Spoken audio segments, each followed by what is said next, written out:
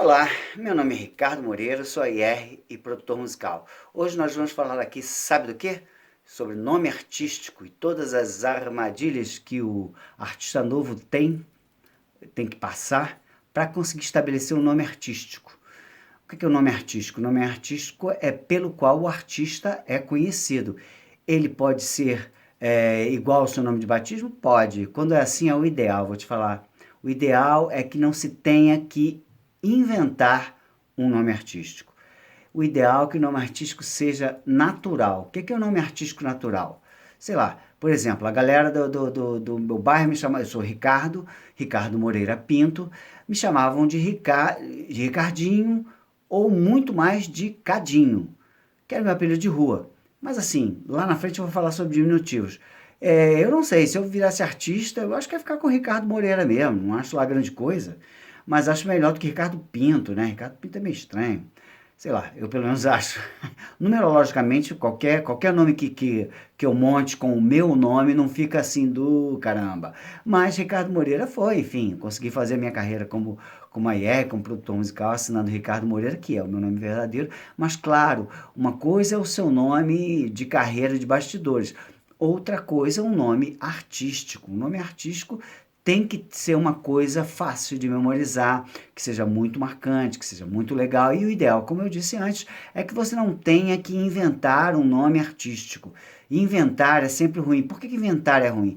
É ruim porque você tem que se sentir naquele nome. Se não é o teu nome de batismo, se não é o nome, o teu apelido com o qual você sempre foi chamado, você vai ter que incorporar aquilo de um jeito a ponto de te chamem na rua e você atender por ele.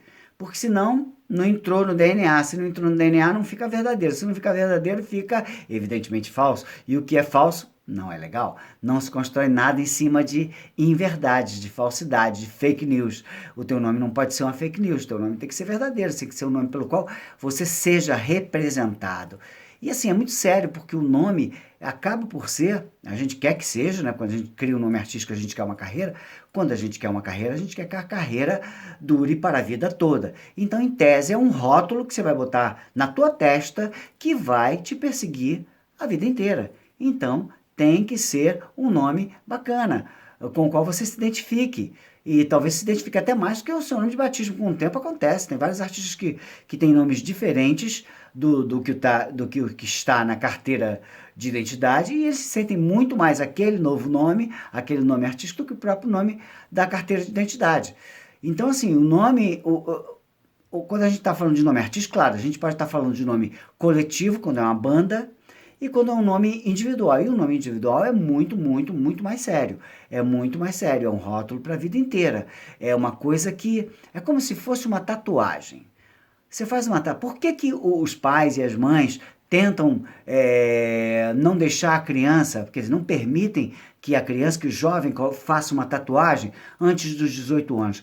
Porque geralmente a tatuagem é um símbolo de coisas nas quais você acredita, onde estão a tua alma, o teu pensamento. Pode ser que uma coisa que esteja na tua cabeça aos 16 anos, pode ser não. Fatalmente, aos 20 não vai ser a mesma, aos 25 não vai ser a mesma, aos 30 também não vai ser o mesmo.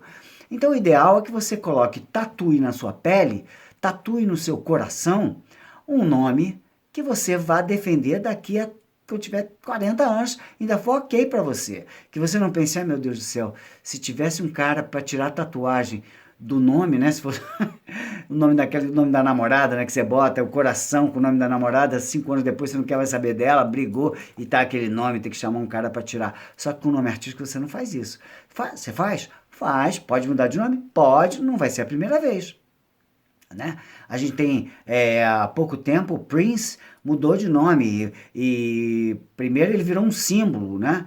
E depois ele virou, ao mesmo tempo que virou um símbolo, ele falava que ele era o artista conhecido anteriormente por Prince, que virou o nome dele, que é uma loucura. Só quem é o Prince, que já tem um nome estabelecidérrimo, pode fazer isso, e aquele fato, aquele factoide, virá até um impulso de marketing para a tua própria carreira. Todo mundo ficou falando, e o Prince mudou de nome, o Prince mudou de nome. E acabou que The Artist ficou por um tempo o nome dele, o artista, porque ele decidiu mudar, mas como você não é Prince, ainda não é, o artista novo ainda não é o Prince, é melhor pensar direitinho, pensar como se fosse botar uma tatuagem na testa, né? Eu vou gostar dessa tatuagem daqui a 10 anos? Vou. Então eu vou por aí. Se não, é melhor pensar melhor. Então, o nome artístico pode ser aquele da identidade? Pode ser. Claro que se você tem um nome gigante, você não vai ter um nome gigante, porque o nome gigante não é bom para nada, não é bom para livro, não é bom para nome, nome de nada. Nome de nada, nome grande não rola. Então você tem que ser um nome fácil de memorizar. Fácil de memorizar não quer dizer que seja um monossílabo, que seja duas letras, uma letra. Tem uma artista gringa que se chama LP. Ok, legal. Existem outros, né? Existe a banda do James Brown, chamava JBs, JBs, JB de James Brown, apóstrofo S, JBs do James Brown, significava outra coisa, né? Existe lanchonete que chama Bob's, apóstrofo, ok. Então, assim, existem nomes pequenos que dão certo? Claro que existem, mas é mais arriscado, é mais descartável, é mais fácil de memorizar, mas também é mais fácil de esquecer, então você tem que pensar direitinho. Se o seu nome é Cal, se o seu apelido é Cal, o ideal é que seja Cal alguma coisa, eu acho. Bem, enfim, então assim, pode ser o da carteira? Pode ser um apelido? Pode tudo. A gente tem um exemplo agora muito recente do Silva, que é um artista bem interessante de MPB, e o curioso é que o nome do cara é Lúcio Silva de Souza, quer dizer, ele ficou numa pindaíba. Chamar Lúcio Silva, Siu, é ruim. Chamar Lúcio Souza, Siu, também é ruim. Então ele foi no Silva, olha só, ele foi criativo e acabou arriscando. Silva talvez seja o sobrenome mais comum do Brasil, mas nunca ninguém entrou numa de se chamar somente Silva. Ele foi o primeiro. Então, beleza, olha só, ele pegou o nome e chamou de seu. Um nome para chamar de seu, mesmo que seja Silva. Então foi bom, foi bacana. O Belchior, olha que nome bacana, Belchior. É Antônio Carlos Gomes Belchior, não sei o nome todo, mas é um nome gigante que no final tem Belchior. Belchior, todos nós chamamos de Belchior, né? Belchior, na verdade, mas todos nos chamavam o grande Belchior de Belchior. E todo mundo amava o Belchior e amava o nome dele muito fácil, um nome só, mas muito fácil de falar. Por exemplo, a gente tem nomes como Djavan, é nome próprio de Djavan, mas quem é que vai se chamar Djavan? A não ser alguém que tenha nascido, que a mãe era fã do Djavan e colocou o nome do filho de Djavan. Ok, né? Existe um jogador de futebol chamado Allan Kardec, fatalmente. O pai dele era um espiritista, um espírita, um espiritualista, admirava Allan Kardec, colocou o nome do filho de Allan Kardec. Ok, então faz sentido. Agora, quem se chama Djavan com idade inferior ao do Djavan é em homenagem ao Djavan. Agora, eu acho que ninguém mais chama de Djavan. Então, chamar-se somente Djavan é um nome legal. Ednardo, por exemplo, que é da turma do Belchior, também é um nome legal. O próprio Fagner, que por um momento chamou de Raimundo Fagner. Depois ele abandonou que Fagner também. Aliás, Fagner gerou um jogador de futebol também, né? Como o Odivan. Ah, me dá essa história boa. O Odivan, que era o zagueiro do Vasco, também se chama Odivan. Ah, pasmem, porque existe uma música do Roberto Carlos chamado O Divã, aquele lugar que a gente deita o paciente, o psicanalista psicanaliza o paciente deitado no divã. Pois é, o pai dele entendia o divã como se fosse um nome só. Botou o nome do filho do nome da música do Roberto Carlos, O Divã, só para ilustrar. Então tem o Fagner, Raimundo Fagner, que passou a usar Fagner, hoje em dia usa só Fagner, e também teve a Simone. A Simone, a grande cantora Simone, que adotou somente Simone, mas num momento também parecido com o momento mal, comparando com o do Silva. Não existia nenhuma artista que se chamasse somente Simone, então ela foi a primeira. Tanto é que as outras Simones que vieram, a Simone Moreno, a Simone Guimarães, todas elas tiveram que botar sobrenome. Para quê? Para não ser confundidas com a primeira Simone, que não era bom para elas. Então, tem que tomar cuidado. Se você vai usar somente um nome, pode ter uma certa bossa. A Rosana, aquela cantora romântica, também se chamou só apenas Rosana.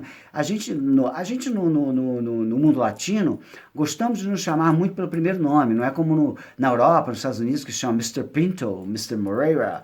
Você é sempre o sobrenome, a família, né? Não é nunca Mr. Ricardo, é sempre Mr. Pinto, Mr. Moreira. Nunca é simplesmente o primeiro nome. A gente cria uma tradição latina de chamar todo mundo pelo primeiro nome e colocar apelido em todo mundo. Os nossos jogadores de futebol, todos são Ronaldinho, Rodriguinho, Zequinho, Inho. O Guinho, o Zazinho, o Luizinho, parecem todos sobrinhos do Pato Donald, né? Então, assim, a gente é assim. Então, isso gera nome artístico também. Alguns dão certo. Eu, particularmente, ia falar isso, depois eu não vou falar agora. Eu, particularmente, não gosto desse negócio de diminutivo. Não acho bom. Eu não acho, Porque eu acredito realmente que as palavras têm poder. Se você começa com um nome no diminutivo, você está se colocando, isso na minha maneira de ver, pelo amor de Deus, você está se colocando numa situação de inferioridade ou numa situação de pequenez. Eu prefiro não chamar, também não vai se chamar de ão, né? Ah, eu sou Ricardão. Também não precisa isso, né? Também não precisa ser exagerado, nem megalomaníaco. Mas você chamar de inho, não sei, só se for uma coisa muito, muito, muito, muito, muito estabelecida e você vai pelo inho e se torna um inho e se estabelece como inho, ou inha.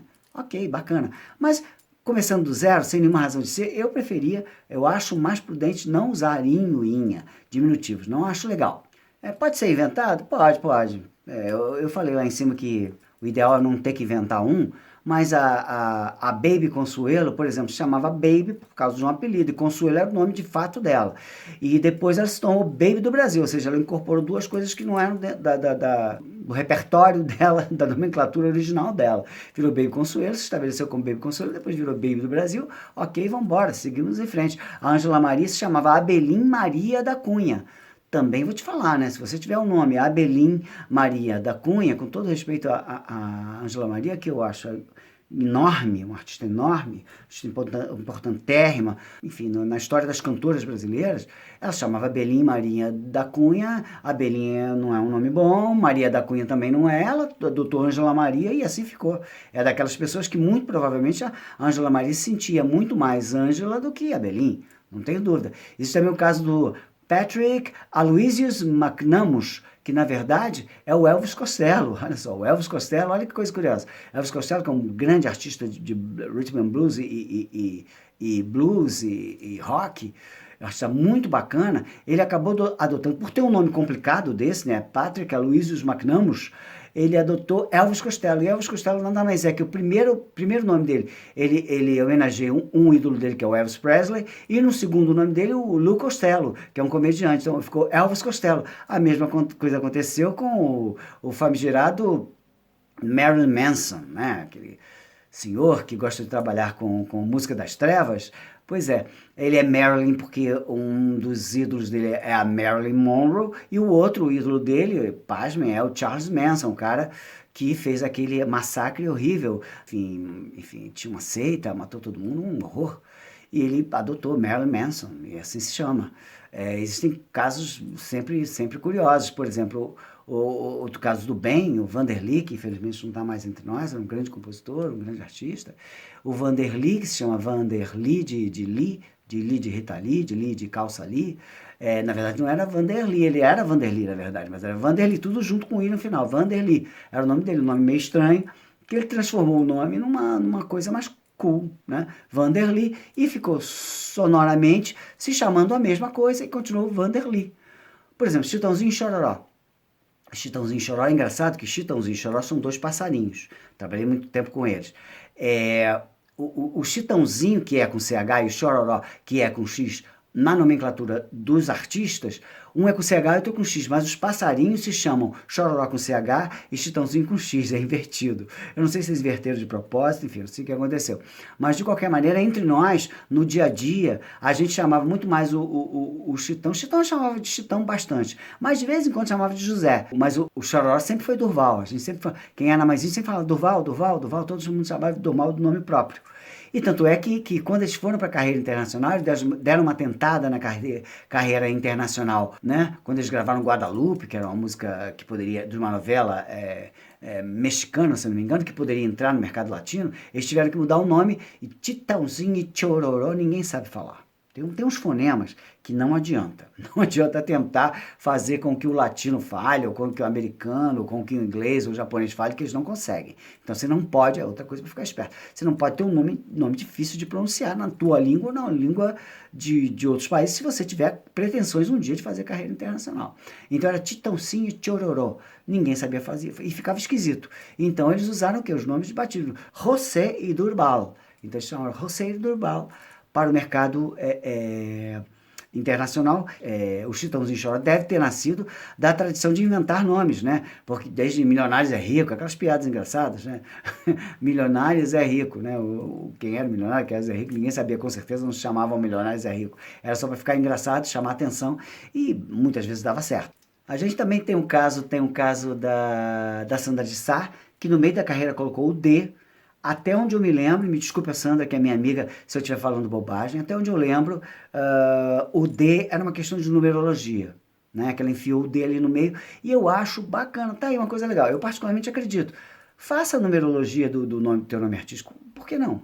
Se você tem duas, três opções, está em dúvida, escolhe uma, deixa a numerologia escolher a combinação dos valores de cada letra combinados, a soma final e tal. Isso dá um negócio. Dá um negócio que você pode falar assim, pô, bacana, gostei, vou nesse.